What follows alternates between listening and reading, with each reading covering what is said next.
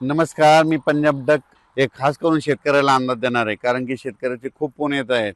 आता पाऊस पडेल का?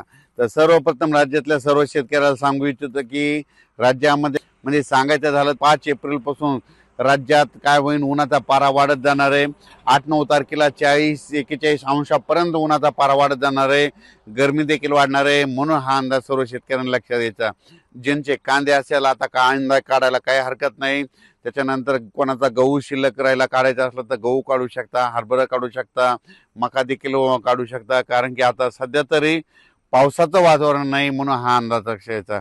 म्हणजे सांगायचं झालं तर 15 दिवस तरी आता सध्या तरी पावसाचं वातावरण नाही, म्हणून हे अंदाज लक्षात येतात. मग पावसाचं वातावरण कधी तयार होईल? फक्त पावसाचं वातावरण काय होईल, एप्रिलच्या शेवटच्या आठवड्यात मात्र पावसाचं वातावरण तयार होईल, म्हणून हे देखील सर्व शेतकऱ्यांना लक्षात घ्यायचं. पण सध्या तरी आता 15 दिवस म्हणजे आजपासून तर चांगला 20 तारखेपर्यंत कसलाही पाऊस नाही, काही येणार नाही, म्हणून हा अंदाज सर्व शेतकऱ्यांनी लक्षात घ्यायचा.